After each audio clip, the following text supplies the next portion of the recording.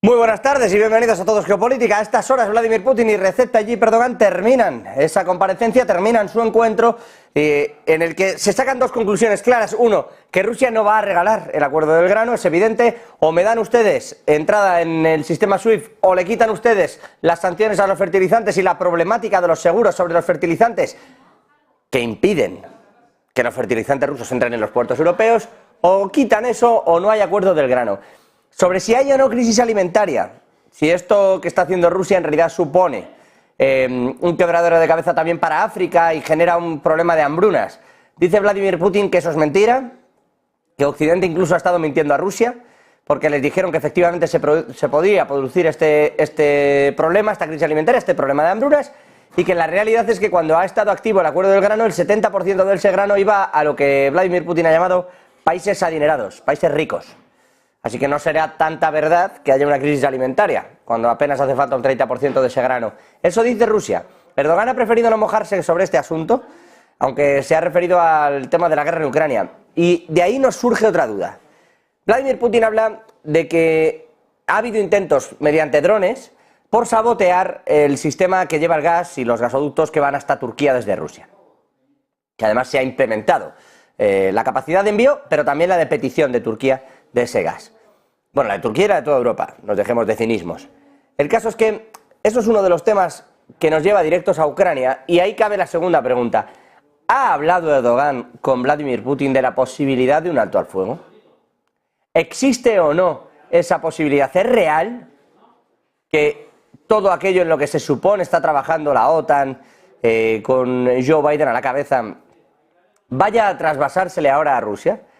¿Ha sido Recep Tayyip Erdogan el emisario, el correo? ¿Y va a volver con una propuesta? Lo digo porque sale de aquí, pero Erdogan llega este fin de semana a la cumbre, a la famosa cumbre del G20 en India, donde ya ha dicho Xi Jinping, por cierto, que no va a estar. Nosotros se lo contamos ya la semana pasada, esa suerte de clima algo más tenso que hay actualmente entre India y China ha llevado a que Xi Jinping no acuda a ese viaje. Lo hará Li Qiang, el primer ministro chino, pero no irá, como ya les hemos comentado aquí en alguna ocasión, el propio Xi Jinping a Nueva Delhi, donde se celebra esa cumbre del G20. Pero sí irá, entre otras cosas, Erdogan, a llevarle esas buenas nuevas o a saber el qué. Lo que haya podido hablar con Vladimir Putin, que no ha sido extender el acuerdo del grano, porque lo que ha hecho Rusia es darle 1 millón de toneladas de grano a Turquía, si le enviara eso, y que se haga el reparto como buenamente se desee. Pero no, nada de volver a activar el acuerdo y que vuelvan por allí a navegar los barcos de quienes quieran. Eso no ha ocurrido y el acuerdo sigue sin estar vigente. A estas horas habla, por cierto, Joe Biden, el presidente de los Estados Unidos. Enseguida vamos hasta allí. No sé si tenemos ya al otro lado de la pantalla a nuestros invitados de hoy, a Ariel Unpierrez, economista e historiador, especialista en geopolítica, y a Frédéric Mertens, experto también en geopolítica. Ariel, Frédéric, no sé si está ya por ahí. Muy buenas tardes. ¿Qué tal? Buenas tardes. Muy buenas tardes. Bueno, si me permitís, vamos a ver si Joe Biden sale de la línea del Investing in America, este famoso que lleva de gira por todas partes. Le escuchamos un momento y enseguida os traslado una buena infinidad de preguntas que me están surgiendo al calor de esta última comparecencia que acabamos de retransmitir aquí en Negocios Televisión. Ariel, Frédéric, escuchamos al presidente de Estados Unidos, a Joe Biden.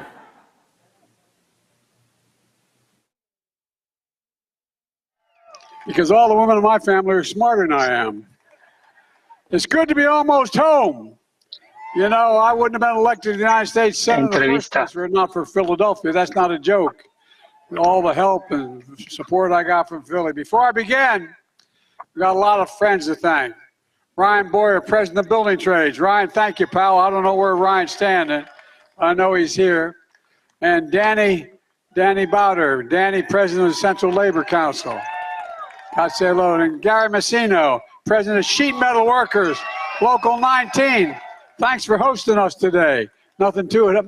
By the way, I think maybe the worst sentence in English language for somebody who runs a place is, the president's coming. Like, oh my God, nothing but work. Nothing but a lot of work. And by the way, you know, she couldn't be here today because she's celebrating Labor Day in Detroit. But I want to thank Liz Schuler, a great friend, a fearless leader of the AFL-CIO, and a great, great partner. and so many current and former elected officials here today, all friends of mine, friends of labor as well. Governor Shapiro and Senator Fetterman, they couldn't be here today because we're splitting the state. They're taking Pittsburgh and I'm taking Philly.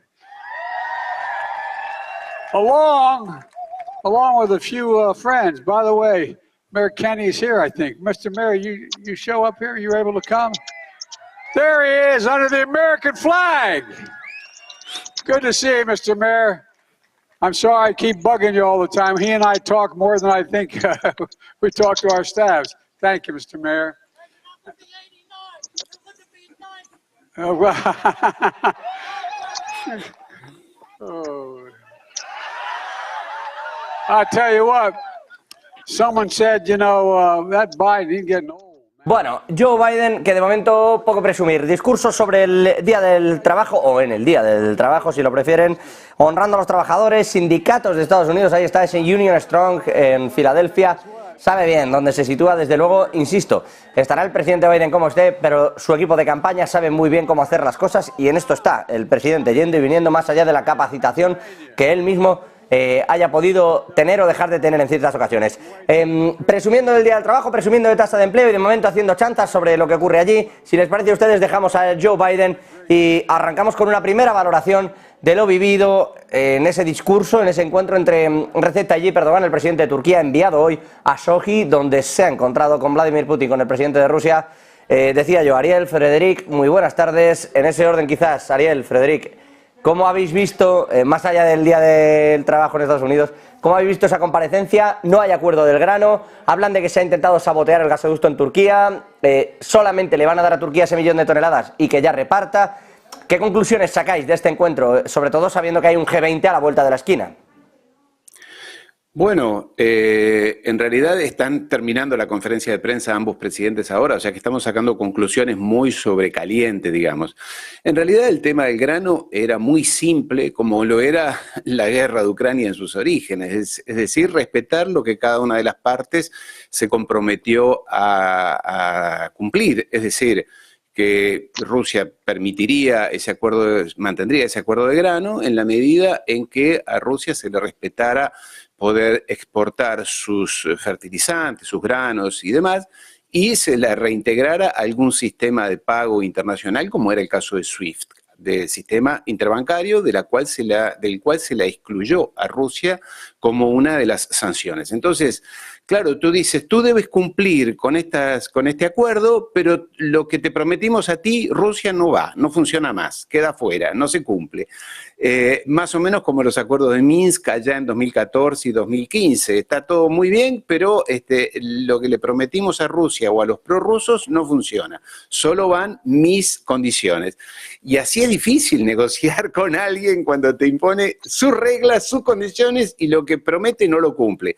Y acá uno no está defendiendo a los rusos, está tratando de entender quién es el agresor, que lo es siempre del lado de la OTAN, de los anglosajones, que exigen condiciones, pero después no las cumple. Y en el caso concreto del grano, lo que pasa es que Ucrania se vendió a BlackRock. Ahora el dueño, porque Ucrania tiene un propietario ahora, ya no es el pueblo, ni las instituciones, ni la democracia ucraniana. El dueño de Ucrania es BlackRock, el fondo de inversiones, el administrador de inversiones más grande del mundo, que entre otras cosas compró terminales portuarias, el negocio del grano, tierras de Ucrania. Entonces, claro, ahora quieren que esa inversión se rentabilice, es decir, poder sacar de Ucrania los granos. Y este es el negocio de BlackRock, también de Cargill y de Dreyfus, las grandes multinacionales de granos. Las que administran el grano mundial son esas multinacionales, que son norteamericanas, son anglosajonas, y se están perdiendo el negocio. Nadie puede pensar en su sano juicio de que Dreyfus, Cargill o BlackRock están preocupadas por el hambre en África. Eso no entra en la ecuación de esta gente. Ellos lo que quieren es ganar dinero. Y en este caso Rusia dice, no, hasta que no se cumplan mis condiciones, no se aplica este grano. Que Erdogan sea el emisario, sí, yo pensé que no lo iba a recibir Putin. Sinceramente, hasta la semana pasada pensé que no, porque Erdogan y su gobierno están muy desacreditados en esa región, sobre todo frente a Rusia, por 2 o 3 acciones que han sido muy negativas o muy feas contra Rusia. Entonces yo pensé que no se iba a realizar. Y Erdogan, como buen equilibrista, está entre la OTAN, los occidentales, Rusia, Irán, está allí equilibrando, ¿no? Siempre jugando el equilibrio. A veces los equilibristas se caen, ojalá que no, porque uno no piensa que esto deba terminar mal, pero en realidad lo que queda claro es que sí, Putin le dijo, sí, muy bien, hablemos del grano, pero lo que también me interesa es eso que tú mencionabas, José, esa central, distribución de gas allí en Turquía, de la cual también Biden estaba hablando hace un rato, que cuando Biden habla de gasoductos, recordemos lo que pasó en la Casa Blanca hace un año y medio atrás, cuando le dijo frente al canciller alemán, el gasoducto Nord Stream 2 no va a funcionar y haremos lo necesario para que no funcione. Casualmente después fue saboteado, explotó el gasoducto y demás. O sea que cuando Biden habla de un gasoducto que no le gusta o que está preocupado, peligra ese gasoducto, como el de amoníaco también que circula por allí. Y lo segundo que le dijo Putin a Erdogan, está muy bien lo del gas, está muy bien lo de los granos, pero cuidado, porque las relaciones comerciales entre nuestros dos países, Turquía y Rusia, se han multiplicado casi que por 2, han aumentado, sancionada Rusia, y sin embargo sigue exportando cada vez más a Turquía y quiere mantener ese mercado. Y sobre todo en las, creo que son 2 o 3 centrales nucleares pacíficas para generación de electricidad que Rusia le está vendiendo o ya le vendió a Turquía y que hay que terminar de montarlas. O sea que acá no es solamente granos y yo no creo que Erdogan necesariamente vaya como mensajero o como portador de un mensaje occidental. Ahora vamos con eso, si me lo dejo a tu criterio, José. No lo digo por eso, no lo digo porque vaya solo como mensajero, sino si además de que va a lo que va y tiene una relación estupenda desde hace tiempo con Rusia, eso es así, más allá de que efectivamente venía dañada en los últimos tiempos y bueno, pues algunos, como tú bien comentabas, Ariel, incluido tú, dudabais, ¿no?, de que este encuentro fuera a producirse. Finalmente se produce. Yo lo que digo es si aprovechando que está allí, ¿no habrán hablado también con él de lo que pueda ocurrir con la paz y cuál es el plan que en teoría se está pergeñando desde el lado occidental para esa paz en Ucrania? Frederic, al respecto de todo esto y trasladándote ya a esta nueva cuestión, ¿cómo ves esas relaciones? ¿Cómo lees tú este encuentro internacional? Sí, buenas tardes. Pues yo creo que, bueno, añadiendo a las consideraciones que mi compañero ha comentado, yo creo que Erdogan no tenía intención de jugar el papel de mensajero, más bien está jugando el papel para él mismo, de cara a tanto a Rusia en sus negociaciones con Rusia con fines evidentemente geopolítico comercial y el posicionamiento de Turquía respecto a los occidentales, porque Erdogan necesita, aunque sabe que es una de las claves de este asunto ucraniano, ruso y todo lo que conlleva con el tema del grano, con el tema del gasoducto, con todas esas temáticas, es uno de personajes claves de una posible solución o por lo menos de el mantenimiento de un mínimo minimalista de diálogo entre Europa y Occidente, con detrás Estados Unidos y Rusia. Bueno, de hecho en eso está. Yo no sé si Erdogan solo trabaja para Erdogan, pero es verdad que va y viene. Más allá de esto, de verdad, ha dicho también Vladimir Putin que la contraofensiva de Ucrania no es que se atasque, sino que la ha denominado, evidentemente, desde el lado ruso, la ha denominado de fracaso. No es que se atasque, dice, es que es un fracaso. Yo quería preguntaros, ¿cómo estáis viendo esta situación? Y más allá del papel de Erdogan, de si es o no un mensajero, ya sé que no es un mero mensajero, pero aprovecha uno estas relaciones internacionales para que se pueda hablar de paz sin que haya un encuentro exprofeso para eso, ¿no? Esto se ha hecho toda la vida también. Oye, pues ya que vas para allá, hablamos de esto sin que parezca que hablemos de esto. Entonces, ¿alguien le está comentando a Rusia, que es en realidad donde yo quiero llegar, ¿no? ¿Hay alguien que le esté diciendo a Rusia, oiga, para otoño a Occidente le gustaría que este fuera el plan en Ucrania y creemos que esto sería aceptable para Moscú. ¿Creéis que eso en algún punto se está produciendo? Sí, lo hemos adelantado, José, cuando tú estabas de vacaciones con Marta. Washington hace ya estaba Tengo que parar en algún momento de vacaciones y mientras nosotros trabajábamos, Washington está buscando desesperadamente un reemplazante para Zelensky, porque Zelensky ya se ha hecho incómodo. Por eso es que Zelensky ahora pateó la pelota para adelante en términos futbolísticos y dijo, el año que viene va a haber elecciones aquí en Ucrania, por lo menos están barajando esa posibilidad. Porque claro, ahora Zelensky ya, como digo, se ha convertido en un personaje incómodo y hay que buscar uno nuevo.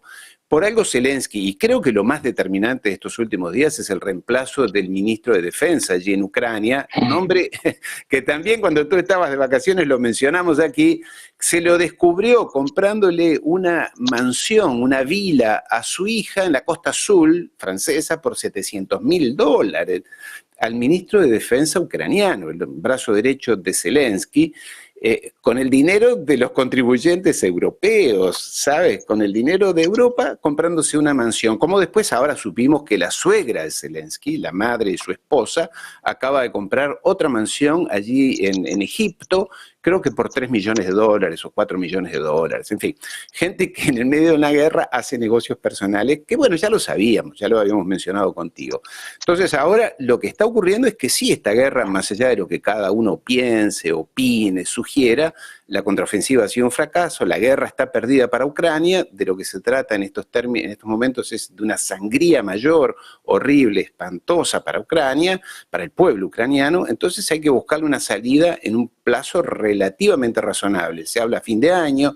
Yo creo que hasta que no haya elecciones en los Estados Unidos, o sea, noviembre del año próximo, no creo que esto se resuelva. Esta es una opinión personal, porque esta es la guerra de Biden. Esta es su guerra y no puede perderla ante las elecciones. Entonces, sí, que haya negociaciones puede ser. Yo creo que están muy lejos las negociaciones de paz todavía. José. Frederic. No, le escuchaba también a Frederic asentir, o sea que esto de que vamos a ver una parada en otoño, ni de lejos. Bueno, yo por mi parte decir que Ucrania ha perdido ya la guerra es quizá un poquito rápido. Yo creo que estamos en situación de guerra, ¿cómo digamos esto? Bueno, una guerra que se congela, que podemos llegar a una situación en que nada está claro entre ofensiva contra ofensiva, nada estará claro entre con la cuestión de saber quién es el vencedor, quién es el vencido. Pero sí que asiento y estoy totalmente de acuerdo que esto va a durar por lo menos hasta el apoyo americano con el compromiso pasado de los 46 millones de dólares a los 23 o 26 más. Esto va a seguir su curso hasta las elecciones presidenciales norteamericanas y Biden necesita la continuidad del conflicto, digamos así, hasta que haya una victoria significativa de Ucrania, porque detrás de Ucrania es una victoria occidental y es un aviso claro no solo al señor Putin, pero sino a otras potencias como China, que presiona no solo Taiwán, sino en Filipinas, sino en el mar de China, incluso no muy lejos de Nueva Zelanda y Australia. Así que estamos mucho más allá del simple, perdón la expresión, el simple conflicto entre el señor Putin y el señor Zelensky.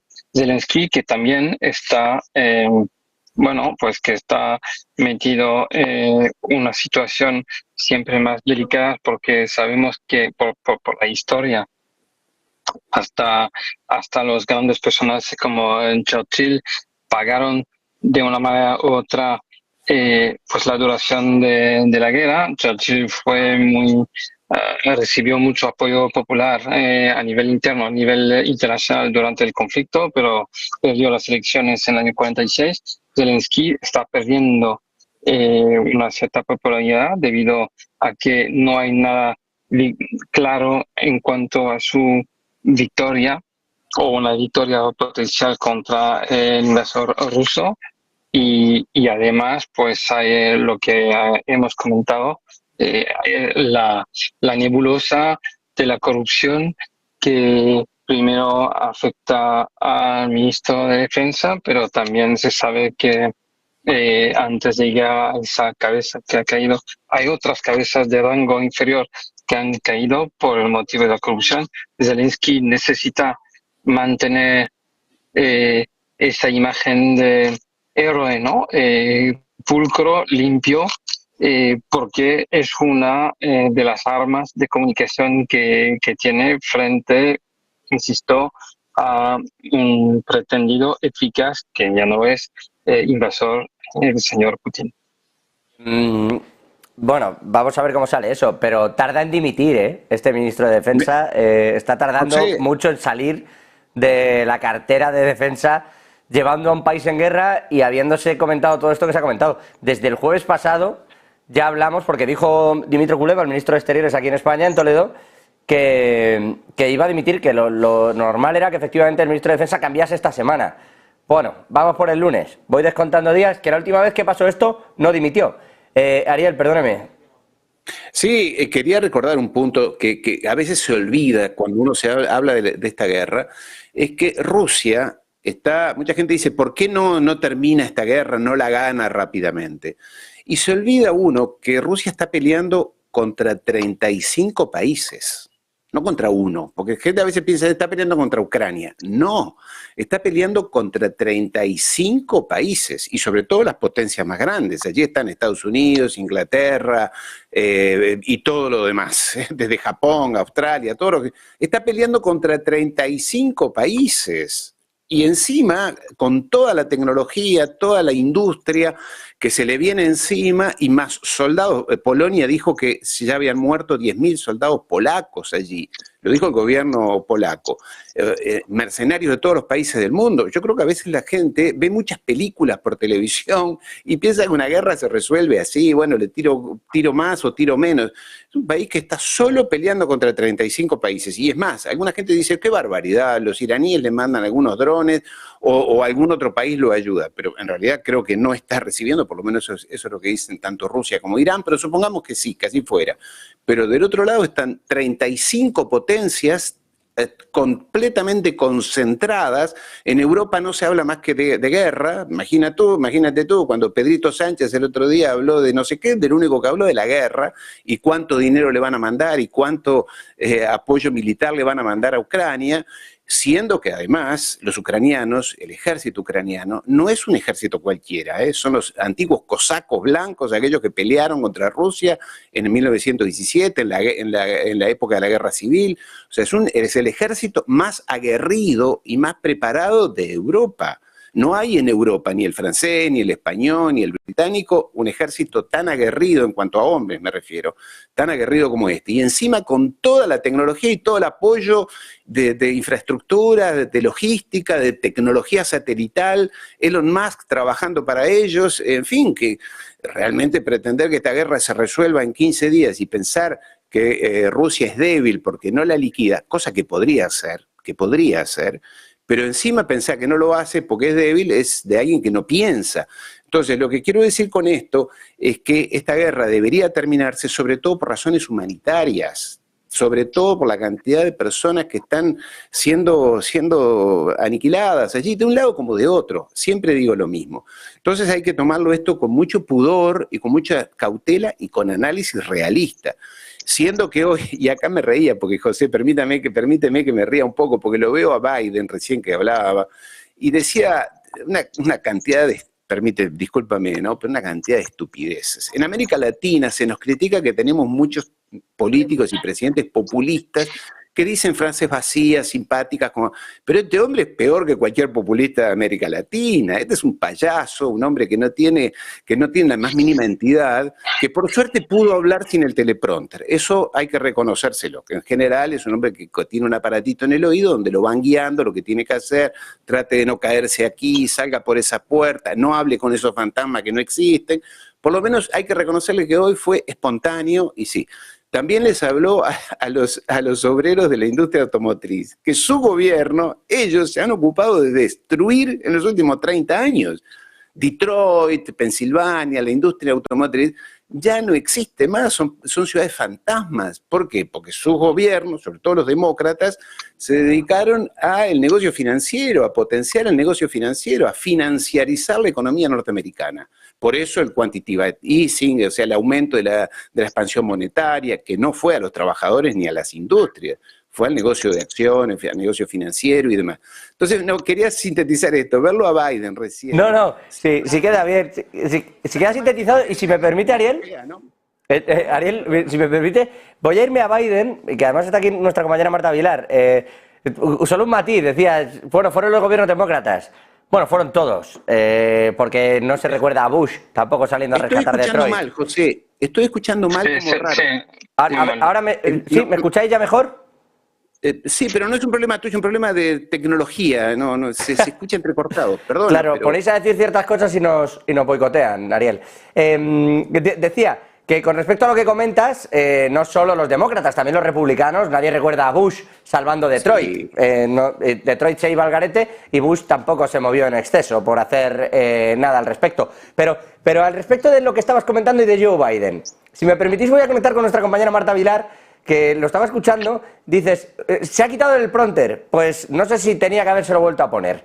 Joe Biden, Marta Vilar, sale a dar un discurso en el Día del Trabajo, hablando sobre la Unión, en Filadelfia, todo perfectamente milimetrado, pero claro, nadie había contado con que Joe Biden pudiera improvisar. Y se ha puesto a improvisar y a cargarse cualquier tipo de teoría económica y monetaria particularmente. Esto a la Reserva Federal, esto que nos vas a contar, no sé yo qué gracia le va a hacer. ¿Qué ha dicho Joe Biden exactamente? Imagino que poca, porque básicamente el presidente de los Estados Unidos ha venido a postularse como un negacionista de la teoría de los efectos de segunda ronda, que tanto están presentes en los bancos centrales ahora. ¿A qué me refiero? Bueno, pues a que la subida de los salarios acabe produciendo una segunda fase de inflación, que esto nos lo ha dicho Lagarde, nos lo ha dicho Powell, pues dice Joe Biden que esto no es así, que mientras él esté ahí, no va a haber ni que despedir a personas, ni que bajar los salarios para que la inflación baje, porque dice que ya está bajando y que no están habiendo muchos despidos ni tampoco bajadas de salarios. Bueno, básicamente negacionista de los efectos de segunda ronda. Vamos a escucharlo. Unemployment is down, inflation is down as well. Remember, the experts said to get inflation down, we need to spend the mantra of economists for a long time. You need to get inflation under control. You need to lower wages. They need higher unemployment. Not on my watch. That's right. The answer was to lay people off and pay them less. But I never thought the problem was too many people working or working people making too much money. I've never seen that problem.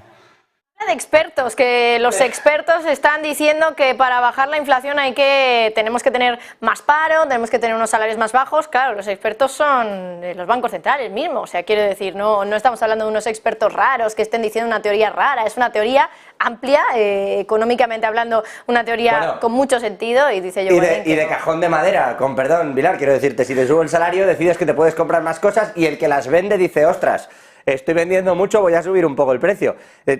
Toda la vida fue, no es que sea una cosa de tres expertos, quiero decirte, esto es como una base donde los expertos luego teorizan, pero la base se da por hecho, menos para algunos negacionistas. Bueno, pues muy bien, Joe Biden, para eso te dejan improvisar. Qué gracioso de todas formas, que tienen que bajar los salarios y que tenemos que perder empleo, y dice not on my watch, no bajo mi guardia, no bajo mi vigilancia, ¿no? Elecciones noviembre de 2024. Y vamos a ver qué pasa después. Marta, gracias. A ti. Ariel, Frederic, al otro lado, yo no sé si queréis hablar de política monetaria, pero le voy a preguntar primero a Frederic, pero iba muy en la línea de lo que dice Ariel. Se le deja hablar a Joe Biden y bueno, pues ya está. Negando que subir los salarios impacte después en el IPC. Era una cosa como que todos dábamos por hecho, pero habrá que reevaluarse, está bien. A cualquier edad, como se puede ver con Biden, se desaprende algo, ¿no? Frederic, estas intervenciones, lo que estáis esperando, cómo veis Joe Biden, no sé si queréis comentar algo de esto, os pregunto por un asunto de China que me tiene también inquieto. Sí, bueno, te oigo a millas, pero de lo que entiendo es que me preguntas sobre, bueno, la intervención de Biden Sí. a nivel, vale, pues su intervención es muy básica, muy discutible, pero pinta bien, con perdón por la expresión, para el electorado mediano que, en fin, la cultura política ahí en Estados Unidos no es una política, la cultura política no es una cultura muy desarrollada. No estoy haciendo una comparativa respecto a la cultura política europea. De manera general, es una cultura que ha bajado y entonces es bastante fácil hacer tragar al electorado, que sea demócrata o republicano, ideas fáciles, contradictorias, discutibles, pero en términos de titulares, pues la gente lo acepta. No sé si he contestado a tu pregunta, porque de verdad te oigo fatal. Te oigo fatal. A ver si, Sí, no sé si me oís ya un poco mejor, pero No. os preguntaba sobre todo por el tema, Ariel, no sé si también me escuchas mal, pero por el... regular, ¿no? Por lo que está comentando de que no necesariamente hay que bajar, o sea, bajar salarios Sí, y destruir sí. empleos para que baje la inflación. Él está un poco Sí. como en otra línea, aunque esto lo dábamos todos como política monetaria de base. Pero bueno, le han dejado el Sí. micrófono a Joe Biden y dice que eso no va a ocurrir mientras él esté ahí para evitarlo. Sí, José, escuché más o menos bien la pregunta. La realidad es que en los países de la OCDE, o sea, los países desarrollados, incluyo Europa, la capacidad de compra de los salarios está igual desde hace 30 años. Si lo comparamos con inflación, le sacamos la inflación, tiene la misma capacidad de compra, si no menor. Es decir, mientras que las ganancias empresarias, sobre todo de las grandes empresas, se han multiplicado. El otro día veía una estadística en la cual un empleado de los Estados Unidos, un empleado medio que gana más o menos unos $80,000 por año, necesita, escucha bien, necesita 5 vidas de trabajo para equiparar a lo que gana el dueño de una empresa, como podría ser cualquiera de las grandes multinacionales. 5 vidas, porque gana $18 millones por año, entre beneficios, bonos, salarios y demás. 5 vidas necesita un asalariado, vidas dije, no estoy hablando de años. Entonces, la realidad es que el salario, la capacidad de compra de los trabajadores, del empleado, del 1000 eurista europeo, está muy complicada. Por eso decía populista, porque este señor viene a decir, no, yo les voy a garantizar, y ponen detrás carteles, Union Strong, ¿no? O sindicatos fuertes, cuando durante 30 años se han dedicado sistemáticamente a destruir los sindicatos de los trabajadores, tanto desde el punto de vista organizativo como de comunicación. Hoy la gente no quiere a los sindicatos, no quiere participar en agremiaciones, digo en su gran mayoría. Entonces, es difícil que esto se revierta, cuando además sabemos que las empresas, que por el conflicto que tiene con China y lo que se está viniendo, se están yendo a México, las norteamericanas. Ya no van más al sudeste asiático por las posibilidades de conflicto, porque los salarios están más altos en China y ya no conviene tanto. Entonces, a quien le va a ir bárbaro va a ser a México en los próximos años. Entonces, ¿qué puede hacer este hombre? Tratar de alentar con frases absolutamente populistas. Podría ser comparable con cualquier presidente o político latinoamericano, como se dice, que son populistas. Bueno, ellos son peores, en realidad son peores, porque además con esa sonrisa no se le puede creer, si uno ya sabe que hace 40 años que Biden es congresista, senador, diputado, vicepresidente, y siempre trabajó para las grandes empresas, nunca trabajó para el pueblo norteamericano, más allá de que todo lo que diga. Entonces, es un escenario complicado. Tengamos presente, además, que la industria china, el sector industrial chino, es más potente y es más grande que toda la industria de Europa y de los Estados Unidos junta. Entonces es muy difícil pensar que van a competir con eso y con lo que acabo de mencionar, con la deslocalización hacia México. Ya el presidente de México, López Obrador, dijo, vengan felices a mi país, aquí les vamos a garantizar todas las condiciones, y está aumentando, hay demanda de trabajadores en México de todas las categorías, sobre todo en tecnología. Yo creo que esto de Biden está bien, tiene elecciones y trata de ganar votantes, ¿no? Pero creo que los sindicatos, lo que queda de los sindicatos norteamericanos, que ya es muy poco y menos aún en el sector automotriz, lo están abandonando. Bueno. No por casualidad, gran parte de los sindicatos votaron a Trump y los inmigrantes, sobre todo los latinos, no sé si la mayoría, porque ahí los números dan, pero una enorme masa de latinos no vota más demócratas, vota republicanos. Vamos a ver, Trump dice, quiero traer las industrias a mi país, quiero reindustrializar, y se pelea con China, y se peleaba antes con Alemania, y con la Unión Europea, entonces, y con México. No sé si todo esto sabemos que son palabras, ¿no? Que en realidad esto se resuelve en las oficinas de BlackRock, de otros grandes grupos económicos, no tanto ni en la Casa Blanca, ni en los partidos políticos, José. Bueno, las cositas que resolvió Joe Biden como vicepresidente, se ve que las resolvió también en alguna cena y no era en la Casa Blanca. Pero voy a hacer una pequeña parada para ver si arreglamos también el tema del sonido. Volvemos enseguida, analizamos la situación en Estados Unidos y os quiero preguntar también... Está mejor. ¿Ya escucháis? Bueno, sí, fantástico. Sí. Eso es David San, técnico de sonido, al que queremos bien. Bueno, pues os traslado directamente la pregunta. Hablabas de China, de las empresas, de cómo se van a un sitio u otro. China está tratando de que no se le vayan de la mano de Estados Unidos, Alemania, Países Bajos, ahora Italia, que están siguiendo un poco la demanda anglosajona, esa línea más de Estados Unidos y de Reino Unido de hay que hacer el de-risking, ¿no? Que le llaman, ¿no? Dicen que no es desconectar, pero que sí que es reducir riesgos. A Italia le viene fatal. El déficit que tiene para con China en cuanto a las exportaciones que realiza su país al gigante asiático es espectacular.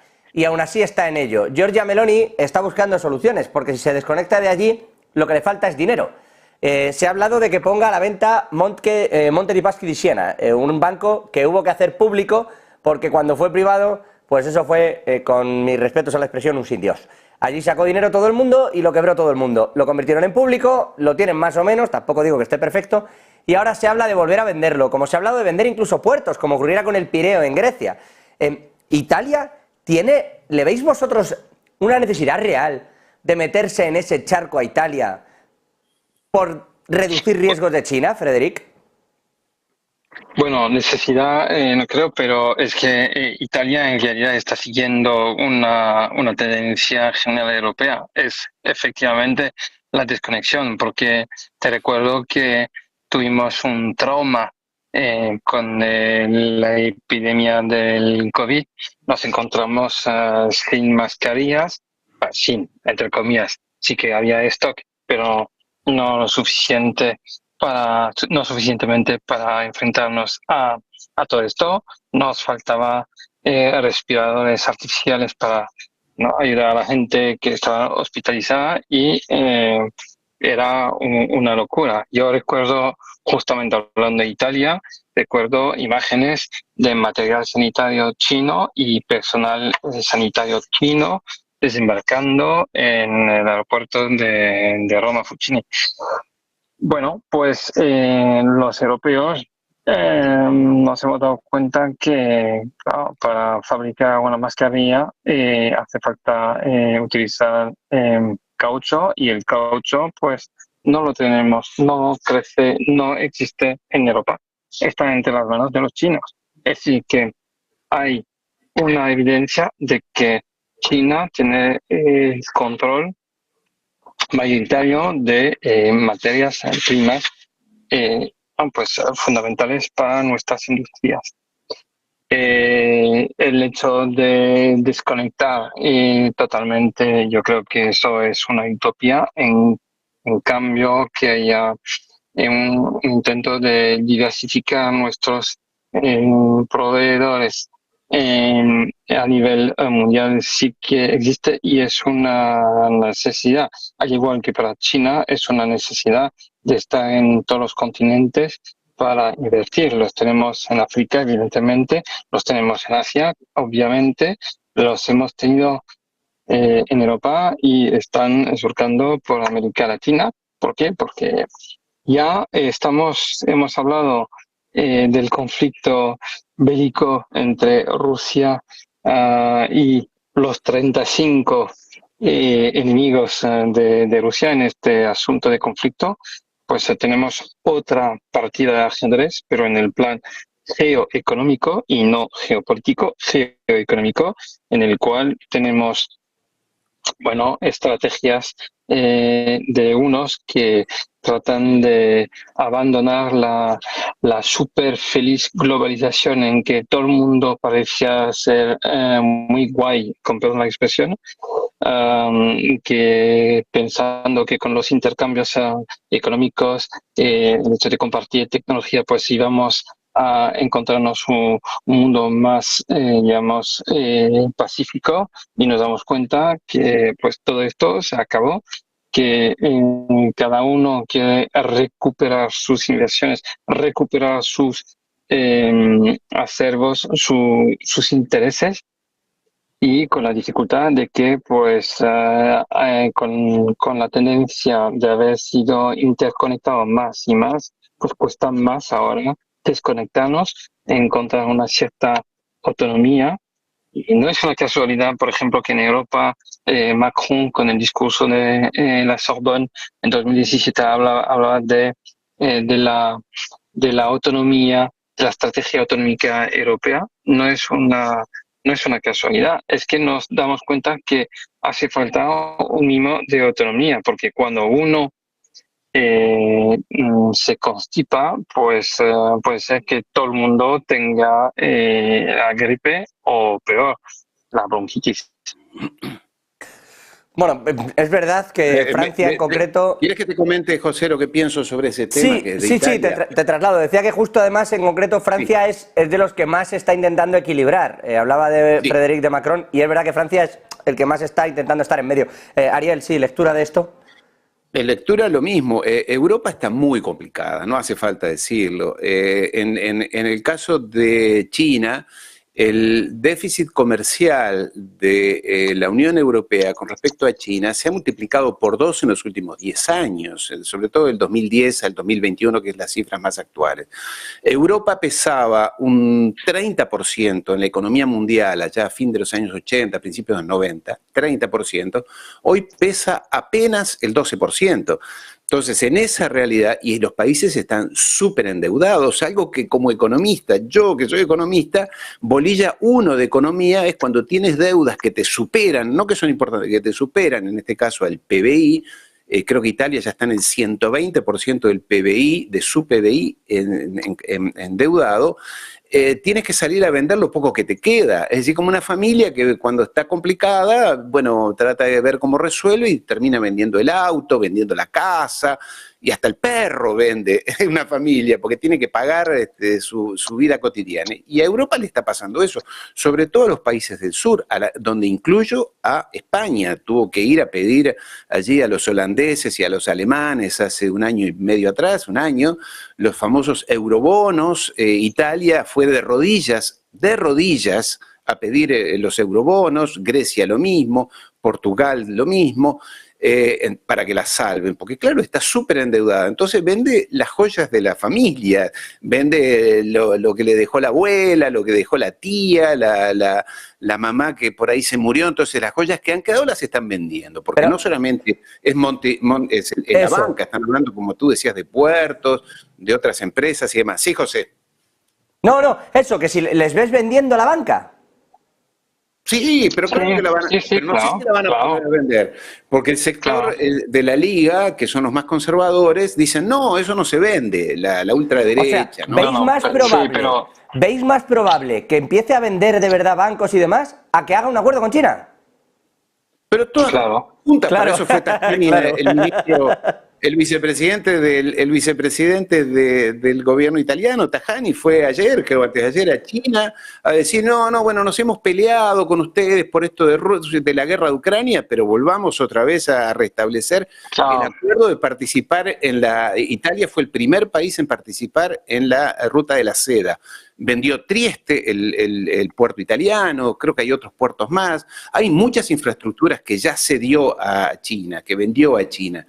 Y bueno, cuando uno le está pasando a Europa, que está acostumbrada a vivir en la holgura, en la fiesta económica, más o menos, en el buen vivir, no produce, digo, antes participaba en un 30% de la economía mundial, hoy es en el 12%, el sector industrial está muy decaído y con esto del gas que se corta de Rusia va a estar cada vez peor, las industrias alemanas se están yendo a los Estados Unidos, algunas a Vietnam, a Camboya, ya no más a China porque está muy caro, en fin, hay que vender lo que queda, por eso digo, espero que no vendan hasta el perro, José.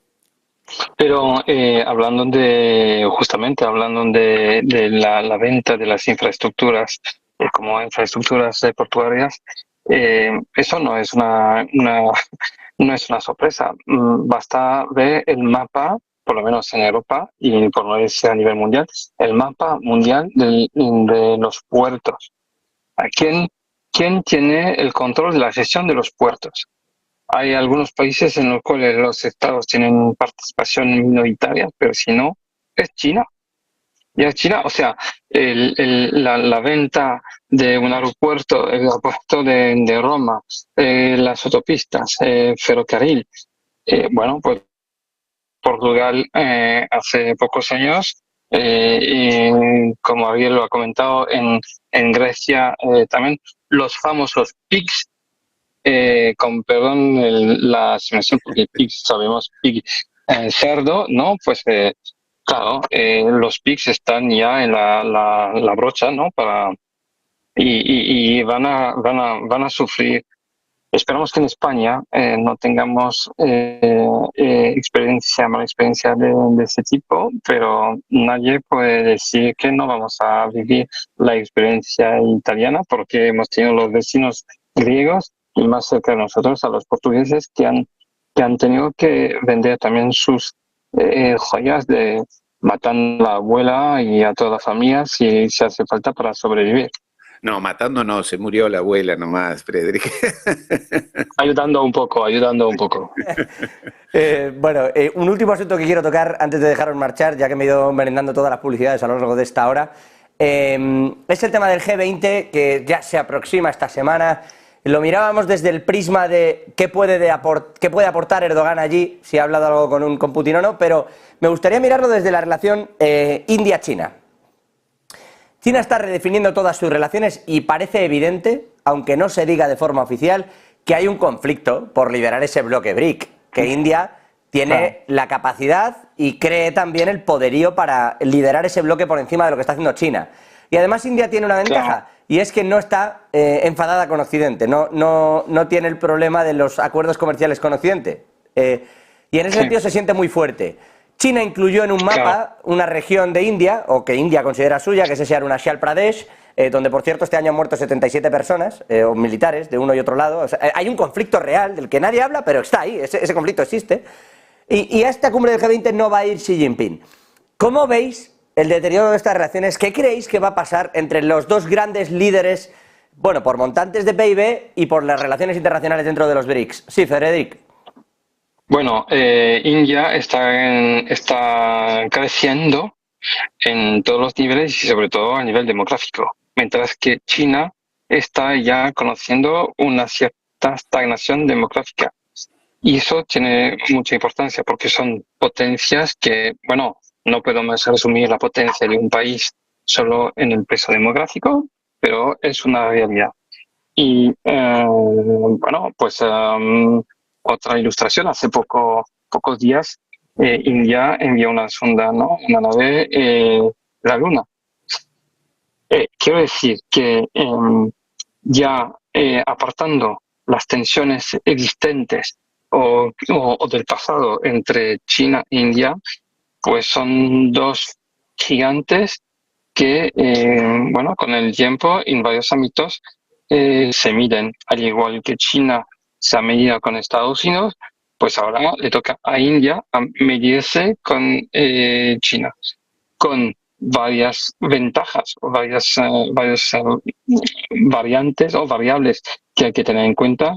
Y como tú lo has comentado, José, es el hecho de que India no se ha enfadado hasta ahora con los occidentales, aunque ellos tienen una lectura y una visión geopolítica distinta de la nuestra, porque esto nunca hay cometer error y tenemos la tendencia a trasladar nuestra visión de la situación global en la mente, o colocamos nuestra interpretación del mundo en la mente o en la visión, por ejemplo, de India sobre la situación. Ellos pueden ver el mundo y las relaciones internacionales de manera distinta que nosotros. Pero lo que sí que es objetivo es que hay varios factores de discrepancia que van a tensar las negociaciones o las discusiones entre los chinos y los indios, pero no necesariamente porque hay realmente un conflicto en la base. Es que estamos en una lógica en que pues el espacio, entre comillas, es reducido, y en este espacio reducido hay dos grandes que se dan codazos. Y estos dos grandes en aquella parte del mundo, que es Asia, pues tenemos a China, India, y el resto no contamos. No, es verdad que no lo parece. Ariel, 30 segundos, que lo que me he quedado es casi sin tiempo. 30 segunditos. Me quedó claro. No magnifiquemos un conflicto que no es trascendental. Es importante, es histórico. Toda esa región vive en conflictos. Filipinas con China, Vietnam con Camboya. Están todos históricamente con zonas de conflicto. Y bueno, lo hay. Pero tema, no soy yo quien ha dejado de mandar el presidente al país ajeno, ¿eh? Pero sí, y es cierto, y no se dieron la mano Xi Jinping y Modi en la reunión de los BRICS, y tratan de estar separados, pero es me parece a mí, por consumo interno, sobre todo Modi, que tiene una población muy, muy brava.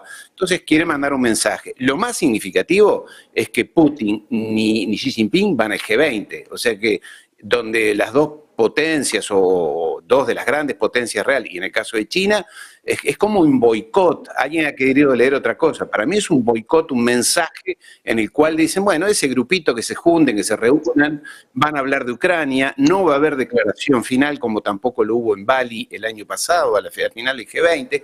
Eso es lo significativo. O sea que se está como buscando el espacio. Bueno, los dos sabemos cómo funciona la diplomacia china, y es un gesto. Y los gestos en China son muy, muy importantes. Ariel Umpierrez, siempre es un gusto, especialista en geopolítica, economista, como lo es también, y como lo es haber tenido a Frederic Mertens, el experto en geopolítica, con nosotros en la tarde de hoy. Gracias a los dos por este ratito y por lo que siempre aprendemos. Un abrazo. Un saludo. Un abrazo. Nosotros cerramos aquí. Eso sí, les cuento también que la agencia de espionaje china se ha dirigido directamente a Estados Unidos. En concreto, han criticado a Estados Unidos por lo que llaman enfoque de compromiso y contención. Desde el Ministerio de Seguridad de Estado de Pekín dicen que está en riesgo la posible reunión que en teoría se iba a hacer entre Joe Biden y Xi Jinping en el mes de noviembre, entre los dos presidentes, el de China y el de Estados Unidos. De hecho, dicen que es que no hay sinceridad, que Washington en realidad intenta jugar al palo y la zanahoria, poco más o menos. Dice que recientemente varios funcionarios estadounidenses han visitado China, diciendo que la administración Biden no tiene intención de frenar el desarrollo en China ni de buscar desvincularse, pero que la realidad después es que trae sanciones nuevas. Y que en realidad dicen que la estrategia de Estados Unidos de acercamiento a China era vino viejo en odres nuevos. Han dicho textualmente, señalando pues a la aprobación por parte de Estados Unidos de esa venta de armas a Taiwán, sobre lo que ya saben que reclama siempre la soberanía de Pekín, y no la pone en duda Estados Unidos, pero es verdad que arma a Taiwán, firma tratados con Corea del Sur y con Japón, etcétera, etcétera. Y esto, dicen desde esta agencia de seguridad de China, es bastante preocupante y tiene poco que ver con las declaraciones que realizan los funcionarios de Estados Unidos cuando llegan a China. 2 minutos y regresa Marta Vilar con toda la conexión Vilar.